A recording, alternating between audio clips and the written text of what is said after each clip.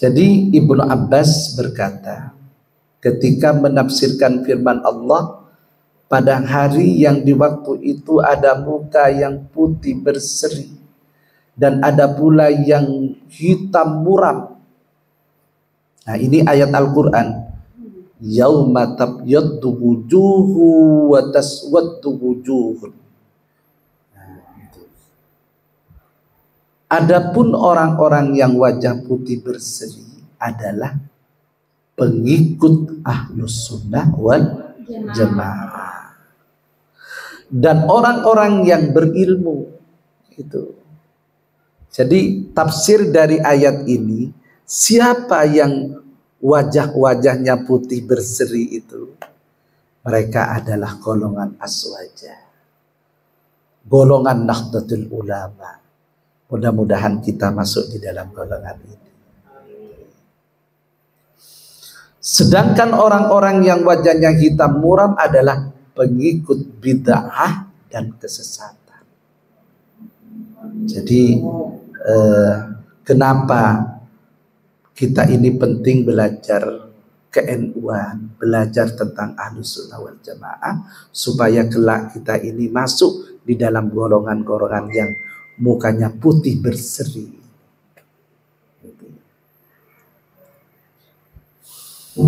Nah, sekarang makna Ahlus Sunnah wal Jamaah.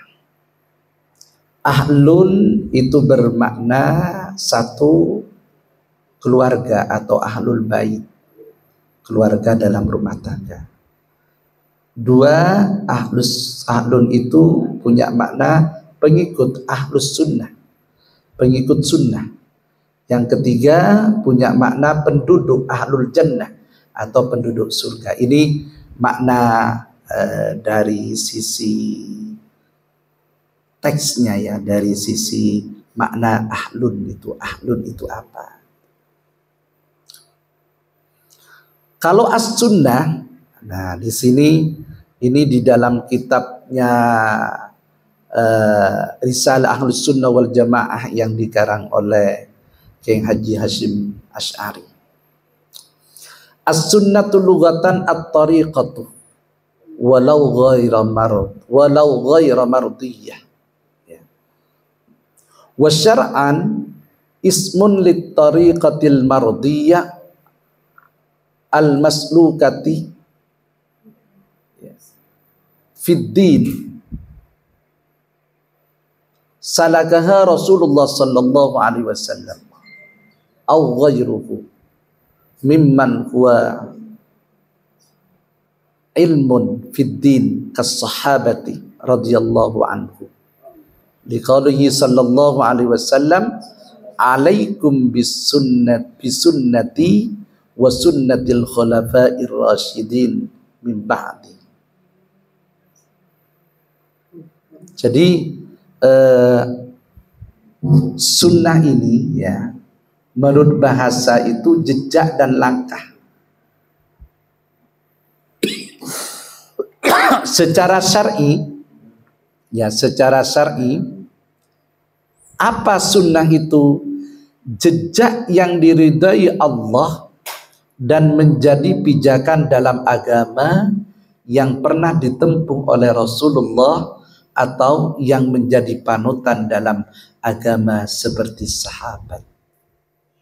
Ini namanya as-sunnah, jadi tariqah, jejaknya. Secara urfi atau tradisi, ajaran yang dilalui oleh seorang panutan dalam agama seperti nabi atau wali. Itu as-sunnah. Jadi ahlun itu keluarga ya, keluarga. As-sunnah itu jejak. Ini nah, kemudian makna jamaah sekarang. Jadi kan ada ahlun, as-sunnah, ada al-jamaah. Apa al-jamaah itu? Wal jama'atu ma ittafaqa alaihi ashabu Rasulillah fi khilafatil a'immatil arba'atil khulafa'ir rasyidin al-mahdiyyin rahmatullahi alaihim ajma'in. Al-jamaah adalah segala sesuatu yang telah menjadi kesepakatan para sahabat Nabi pada masa Khulafaur Rasyidin yang 4, yang telah diberi hidayah oleh Allah Subhanahu wa ta'ala. Ini namanya al-jamaah. Jadi ahlun as-sunnah al-jamaah. Nah, makna al-jamaah, makna al-jamaah, kenapa kita itu perlu jamaah? Al-jamaah itu menjaga kekompakan, kebersamaan, dan kolektivitas. Kebalikan dari kata al-furqah atau golongan yang berpecah belah. Dikatakan al-jamaah karena golongan ini selalu memelihara kekompakan, kebersamaan, dan kolektivitas terhadap sesama. Meskipun terjadi perbedaan pandangan di kalangan sesama mereka, perbedaan tersebut tidak sampai mengkafirkan, membid'ahkan, dan memfasikkan orang yang berbeda di antara sesama ahlus sunnah wal jamaah. Perbedaan itu biasa, tapi jangan sampai kita ini memvonis seseorang itu kafir, memvonis seseorang itu musyrik dan lain sebagainya. Jangan mudah seperti itu. Itu di luar ajaran ahlus sunnah wal jamaah. Jadi di dalam Nahdlatul Ulama atau di dalam ajaran Ahlus Sunnah wal Jamaah itu para kiai, para ulama itu biasa sudah ikhtilaf, berbeda tentang hukum, berbeda tentang pemikiran, tidak apa-apa. Jadi dari dulu kiai-kiai itu juga sering berbeda. Nah, kemudian Ahlus Sunnah wal Jamaah ini mengikuti ijma' ulama. Ini yang perlu diperhatikan. An Ibnu Umar qala Rasulullah sallallahu alaihi wasallam, innallaha la yajma'u ummati ala dhalalah wa yadullahi ma'al jamaah wa man shadda ila an-nar. Ini wa man shadda ila an-nar. Ibnu Umar berkata, Rasulullah bersabda, sesungguhnya Allah tidak akan mengumpulkan umatku atas kesesatan. Pertolongan Allah selalu bersama jamaah. Dan barang siapa yang mengucilkan dari jamaah, maka ia mengucilkan dirinya ke neraka. Nah, disinilah kita ini perlu ber-NU. Disinilah kita ini perlu ikut ajaran ahli sunnah wal jamaah. Kita harus yakin ketika kita itu sudah masuk menjadi anggota Nahdlatul Ulama, syukur-syukur menjadi pengurus Nahdlatul Ulama, insya Allah hadis ini, insya Allah ya, dan saya yakin hadis ini tidak goro, tidak dusta. Kita akan berada di dalam jalan yang benar, jalan yang diridhai oleh Allah. Di situ. Nah, sekarang ini kan banyak orang mencaci NU. Ya, jangan hiraukan. Jangan. Kalian itu jangan sampai ikut kelompok-kelompok yang mencaci maki Nahdlatul Ulama. Kualat. Kualat. Guru saya Kiai Haji Raden Asad Syamsul Arifin itu besar. Dauhnya itu, saya ini NU. Saya ini NU. Ya, darah, daging, tulang, sumsum, semua ini NU. Makanya ketika ada seorang yang ingin bai'at thariqah kepada Kiai Asad. Kiai Asad dawuh, thariqah saya ini NU. Jadi kalau kalian ini nanti berjuang di Nahdlatul Ulama, ikut Nahdlatul Ulama, itu sudah thariqah. Karena ulama ini, Nahdlatul Ulama kumpulnya para wali, kumpulnya para ulama-ulama yang alim allamah. Artinya tidak mungkin para wali, para ulama ini akan membawa kesesatan kepada umat. Pasti akan membawa kepada jalan yang benar. Paham ya? Paham. Kemudian mengikuti ijma' ulama. Jadi ijma' ulama ini harus diikuti ya. Wa kaifa yatanawalu hadzal isma al-khawarij wa hum la yarawna al-jama'ah wal rawafid wa hum la yarawna al-jama'ah wal mu'tazilah wa hum la yarawna as-sihhat al-ijma' wa kaifa taliqu bihim hadhihi as-sifatu allati daragaha ar-rasul. Khawarij, Syiah Rawafid ya, dan Mu'tazilah tidak menganggap ijma' sebagai dalil yang otoritatif dalam pengambilan hukum agama. Jadi NU ini bukan Syiah ya, bukan Mu'tazilah, bukan Khawarij, bukan. Ini beda. Jadi Nahdlatul Ulama ini ajaran ahli sunnah yang konsisten kepada ijma' ulama. Di situ. Nah, oleh karena itulah para hadirin, definisi ahlus sunnah wal jamaah. Amma ahlus sunnati fahum ahlut tafsir wal hadis wal fiqh. Fa innahum al-muhtaduna al-mutamassikuna bi sunnatin nabi wal khulafa'i ba'dahu ar-rasyidin wa hum at-ta'ifatu an-najiyah. Qalu wa qad ijtama'atil yawm fi madhahibil arba'ah al-hanafiyyun wasy-syafi'iyyun wal malikiyyun wal hanbaliyyun. Ini ya. Adapun ahli sunnah wal jamaah adalah kelompok ahli tafsir, ahli hadis, dan ahli fikih.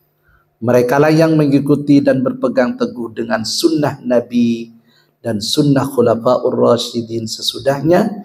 Mereka adalah kelompok yang selamat, al-firqah an-najiyah. Mereka mengatakan bahwa kelompok tersebut sekarang ini terhimpun dalam mazhab yang 4, yaitu mazhab Hanafi, Syafi'i, Maliki, dan Hambali. Jadi ahlus sunnah, ajaran ahlus sunnah itu di situ.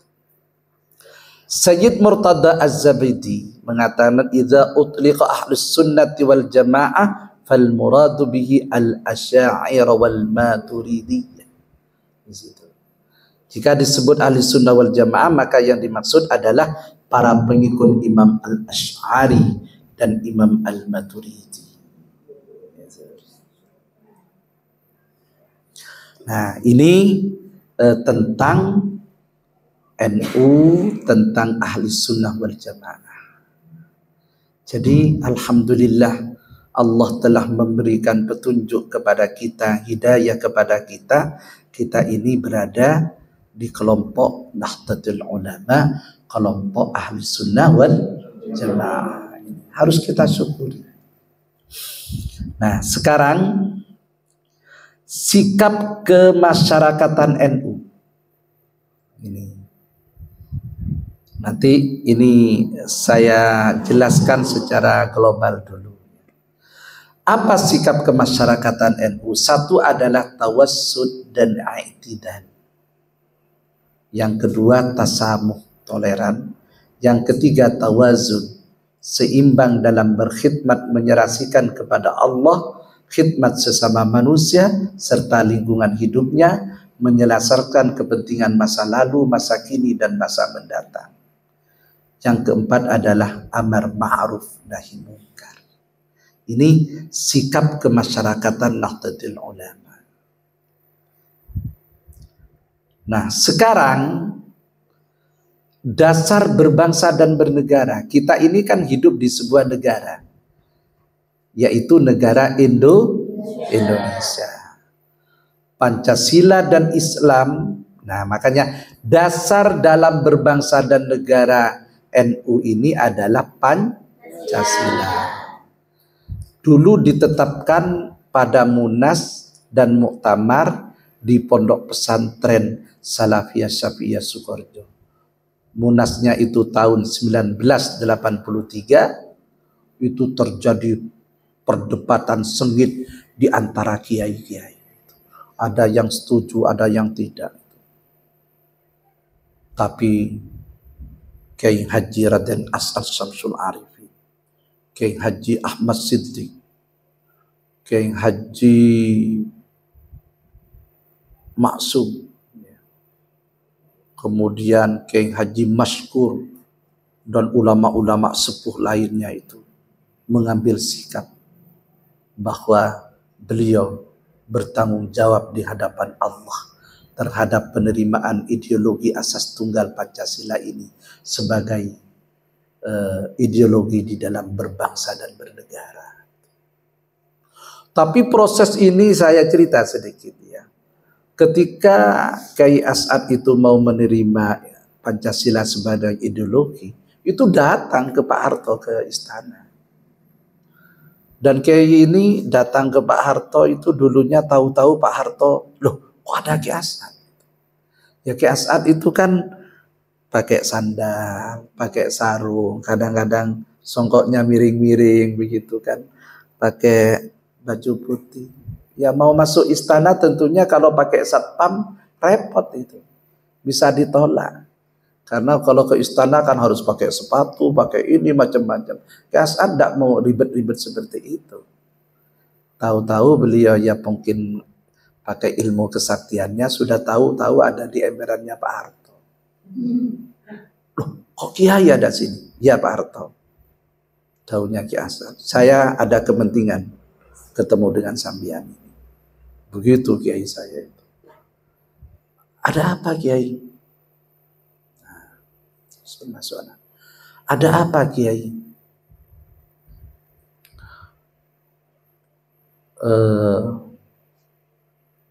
Saya penting ke sini Pak Harto katanya. Saya ingin tanya tentang Pancasila. Ya karena pada waktu itu kan Orde Baru. Sana terus duduk.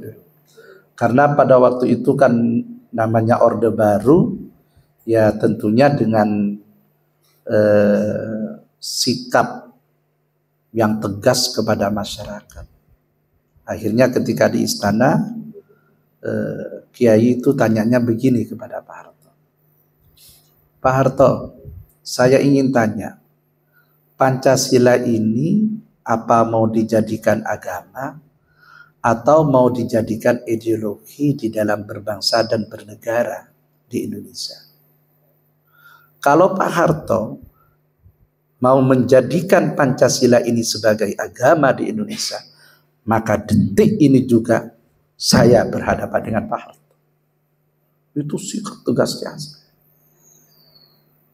Tapi kalau Pak Harto mau menjadikan Pancasila ini sebagai ideologi di dalam berbangsa dan bernegara, maka saya akan memimpin para ulama di Indonesia untuk menerima Pancasila sebagai ideologi di dalam berbangsa dan bernegara. Sehingga terjadilah muktamar pada tahun 1984 muktamarnya, tapi munasnya itu pada tahun 1983. Jadi munas tahun 1983 di Pondok Pesantren Salafiyah Syafi'iyah Sukoharjo membahas tentang masalah asas tunggal dan juga mengembalikan NU kepada khittah Nahdlatul Ulama. Di situ. Nah, sehingga ya pemikirnya memang di situ ada Kiai Haji Abdul Rahman Wahid yang masih muda. Ketika itu ada Pak Fahmi, ya ada Pak Masdar Farid Mas'udi dan kiai-kiai muda lainnya. Tapi yang presentasi pada waktu itu adalah Kiai Haji Ahmad Siddiq. Dan itu keputusan yang bersejarah. Sampai Kiai Haji Ahmad Siddiq itu dawuh begini, andai kata Kiai As'ad itu tidak punya amal lain kecuali hanya sukses Unas dan Muktamar ini, sudah cukup sebagai bekal menghadap kehadirat Allah Subhanahu wa Ta'ala. Nah, kembalinya NU kepada khitah, ya, kembalinya kepada khitah itu ada ayat. Dan ayat ini saya dengar langsung dari beliau, dari Kiai As'ad dulu. Jadi ayat yang menjadi isyarah berdirinya Nahdlatul Ulama yang dibacakan oleh Kiai As'ad di hadapan Kiai Hasyim Asy'ari ketika menyampaikan tongkat. Ayatnya itu, wa ma tilka biyaminika ya Musa qala hiya 'asai atawakkau 'alaiha wa akhussu biha 'ala ghanami wa liya fiha ma'arib ukhra qala alqiha ya Musa fa'alqaha fa idza hiya hayyatun tas'a qala khudhha wa la takhaf sanu'iduha sirataha al-ula wadmum yadaka ila janahika takhruj bayda min ghairi su'in ayatan ukhra linuriyaka min ayatina al-kubra. Itu ayat isyarah berdirinya Nahdlatul Ulama. Nah, dari ayat ini bisa kita ambil filosofi. Wa ma tilka biyaminika ya Musa. Kata Allah itu, apa yang ada di tanganmu wahai Nabi Musa? Qala, Nabi Musa menjawab, hiya asai, ini tongkatku ya Allah. Atawakkau 'alaiha wa akhussu biha 'ala ghanami wa liya fiha ma'arib ukhra.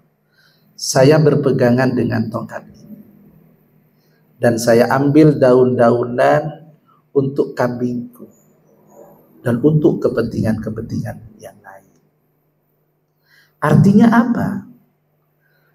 Bahwa isyarah berdirinya Nahdlatul Ulama ini ibarat tongkat. Jadi ajaran Ahlus Sunnah wal Jamaah, ajaran yang ada di Nahdlatul Ulama itu harus kita jadikan pegangan. Baik secara akidah, baik secara syariah, maupun secara akhlak tasawuf. Atawakkau 'alaiha, saya berpegangan dengan tongkat ini. Nah, apa di lain itu tugas-tugas Nahdlatul Ulama? Wa akhussu biha 'ala ghanami, dan saya ambil daun-daunan itu untuk kambing. Atau artinya apa? Nahdlatul Ulama ini akan melakukan riayatul ummah, ngayomi umat, ngayomi manusia di situ. Waliya fiha ma'arib ukhra, dan juga bisa untuk kepentingan-kepentingan yang lain di situ. Nah, saudara-saudari, di dalam ayat selanjutnya itu kan ada qala alqiha ya Musa fa alqaha fa idza hiya hayyatun tas'a. Wahai Nabi Musa, kata Allah, lemparkan tongkatmu. Setelah dilemparkan, tongkatnya Nabi Musa itu menjadi ular yang memangsa ular-ular Fir'aun. Artinya apa para hadirin? NU ini sewaktu-waktu bisa menjadi ular, sewaktu-waktu bisa memangsa, sewaktu-waktu bisa berperang. Dan itu sudah ada di dalam sejarahnya. NU ini kan lahir sebelum Indonesia merdeka. Bagaimana peran ulama, peran kiai di dalam mengusir penjajah Belanda, penjajah Jepang, penjajah Inggris dan lain sebagainya. Wah, kalau sampean itu tahu ceritanya tentang 10 November, pertempuran di Surabaya itu, Masya Allah, itu pertempuran dahsyat. Dan tidak ada di dalam sejarah itu seorang panglima Malabi dari Inggris yang hebat. Itu tidak ada di dalam sejarah panglima mati duluan itu. Nggak ada itu. Tapi kenapa Inggris itu kok tahu-tahu panglimanya itu terbunuh? Ini sejarah yang tidak ada di dalam buku. Karena saya sudah konfirmasi kepada pengurus PBNU, saya juga datang ke Inggris, saya menemui beberapa ahli-ahli sejarah. Ternyata apa? Ketika Bung Tomo dan TNI pamit kepada Kiai Hasyim Asy'ari, Kiai, kita akan gempur Inggris ini dan sekutu-sekutunya nanti tanggal 6 atau tanggal 7 atau dalam 8-10 November. Tapi Kiai Hasyim Asy'ari yang muka sapa, jangan. Tunggu pasukannya Kiai Abbas, pasukannya Kiai As'ad.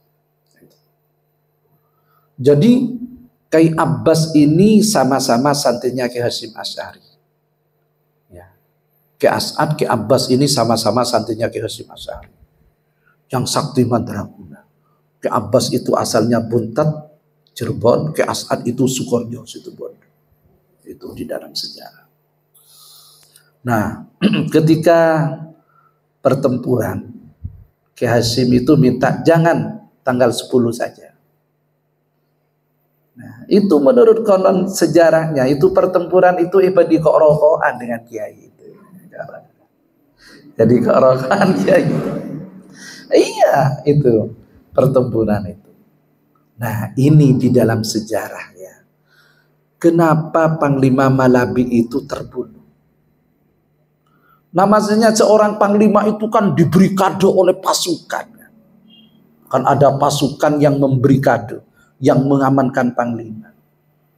Nah, ternyata terbunuhnya itu bukan karena bom.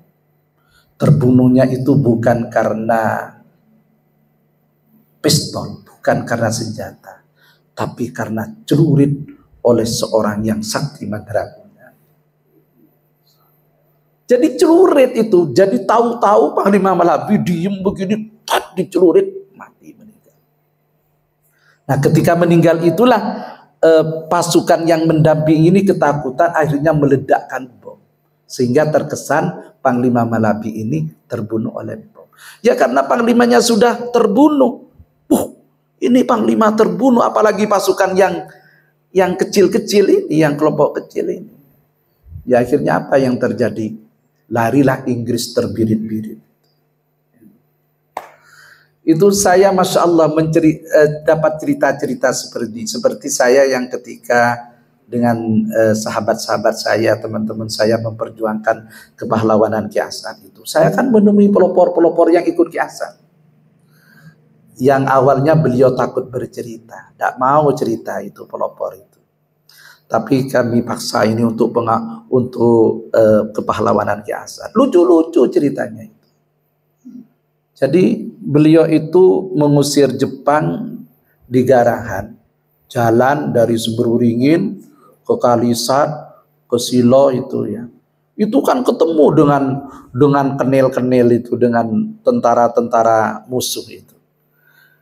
Kadang-kadang katanya disuruh tiarap pasukannya Ki As'ad, pelopor-pelopor itu karena ada ya pasukan kenil waktu itu, istilahnya pasukan kenil.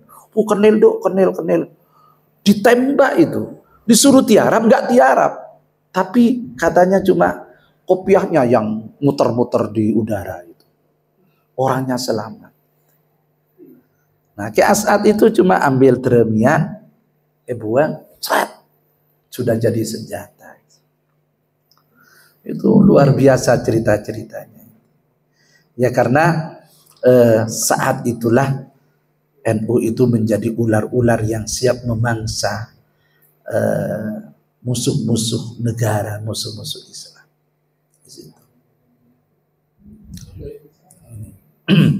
Nah, oleh karena itu kemudian kelanjutan ayat ini, ayat yang menjadi dalil khittah NU. Khudha wa la takhaf sanu'iduha siratahal ula. Wahai Nabi Musa, ambil tongkatmu itu, jangan takut kamu, kata Allah. Sanu'iduha siratahal ula. Maka tongkat itu menjadi, ular itu menjadinya, ambil ular itu jadi yang kemudian menjadi tongkatnya. Khudha wa la takhaf, ambil. Itu kan ular, kan ular. Kata Allah, khudha wa la takhaf, ambil, jangan takut kamu. Sanu'iduha siratahal ula. Maka kembali kepada tongkat. Ini saat ini NU ini kembali kepada khittah. Khittah di situ. Nah, jadi NKRI ini sebagai Darussalam, negara yang damai. Dakwah NU tidak pernah memunculkan gejolak dan pertentangan antara tradisi lokal dengan nilai keislaman yang disampaikan oleh para kiai NU di situ. Nah, khittah NU ini apa gitu kan? Khittah NU adalah landasan berpikir, bersikap dan bertindak warga Nahdlatul Ulama yang harus dicerminkan dalam tingkah laku perseorangan maupun organisasi serta dalam proses pengambilan keputusan. Saudara-saudari yang kami hormati, nah, jadi kalau ditanya peran Nahdlatul Ulama itu apa? Nah, ini saya mengutip dari Kiai Haji Afifuddin Muhajir. Beliau dawuh, satu, NU ini sebagai benteng ajaran aswaja. Jadi kalian ini, para mahasiswa, para santri harus menjadi benteng ajaran aswaja. Yang kedua, sebagai pengawal moral bangsa Indonesia. Yang ketiga, sebagai penyangga NKRI. Penyangga NKRI, penyangga Negara Kesatuan Republik Indonesia.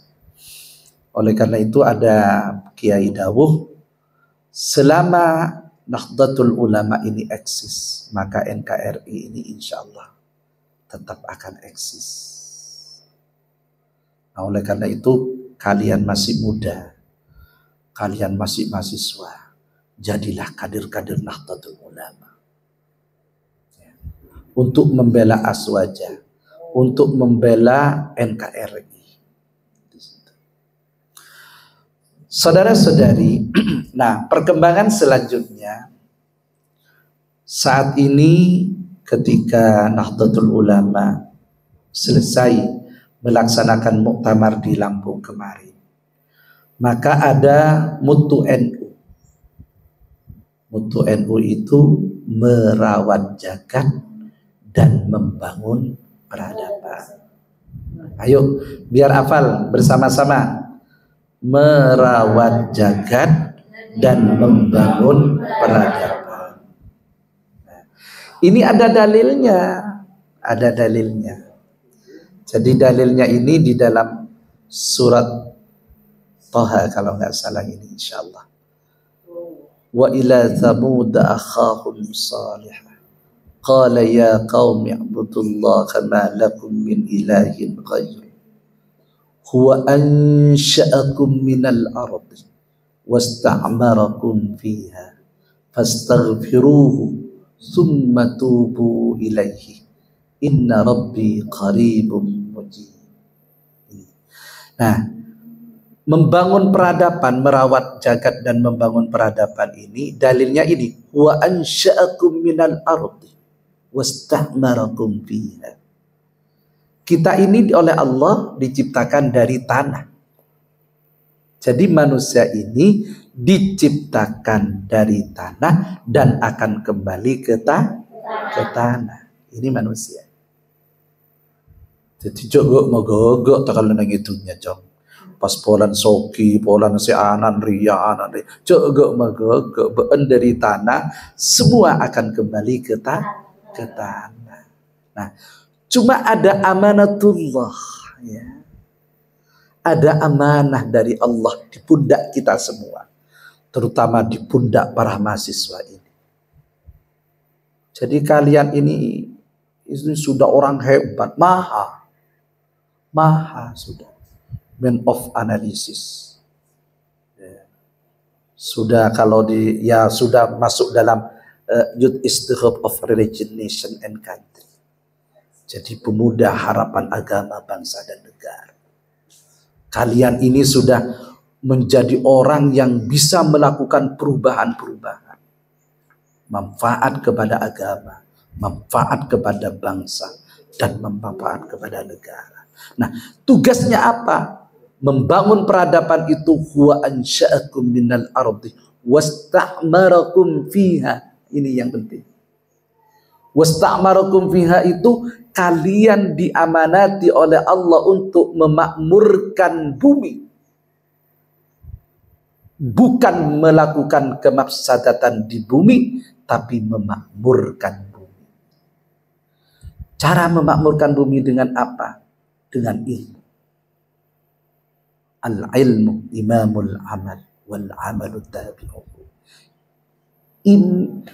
Ilmu itu adalah imamnya segala perbuatan, dan perbuatan itu akan ikut kepada ilmu. Jadi kalian ini harus memiliki utul ilmi, memiliki ilmu pengetahuan. Hidup harus berilmu. Karena ini cara untuk membangun peradaban. Paham ya? Paham. Nah, huwa ansha'akum minal ardi wasta'marakum fiha. Dengan ilmu, dengan gerakan, dengan harakah. Gitu. Makanya ketika saya itu berbicara SDGs di beberapa forum, saya katakan apa SDGs itu? SDGs itu Sustainable Development Goals, pembangunan berkelanjutan. Dan itu adalah cara di dalam memakmurkan bumi. Karena ada 17 tujuan SDGs. Salah satunya adalah menurunkan angka kemiskinan, pendidikan, pemberdayaan perempuan, ekonomi, lingkungan, green pesantren, green sosial yang ada. Nah, nanti banyak program-program yang perlu kita diskusikan tentang SDGs. Ini penting. Karena di situ thariqah atau jalan di dalam memakmurkan kehidupan, di dalam membangun peradaban. Saya baru dapat pidato Ning Yeni Wahid di Jepang. Bagaimana beliau membangun desa damai. Bagaimana beliau membangun peradaban di pedesaan. Kalau saya ini membangun di tingkat kampung. Di situ. Nah, apa yang harus dilakukan? Yang pertama itu adalah harakah fikriyah. Apa harakah fikriyah? Gerakan pemikiran. Kita jangan berhenti diskusi, kita jangan berhenti berkumpul untuk sharing keilmuan. Itu harakah fikriyah. Yang kedua adalah harakah tatbiqiyah. Gerakan implementasi program. Kemudian yang ketiga itu adalah harakah istiqraiyah. Gerakan riset, penelitian dan lain sebagainya. Di situ. Nah, ini materi awal kita. Nanti kita bisa diskusikan bersama-sama. Ini sebagai pengantar, mudah-mudahan manfaat. Hadanallahu wa iyyakum ajma'in. Wallahu muwaffiq ila aqwamit thariq. Wassalamualaikum warahmatullahi wabarakatuh. Waalaikumsalam.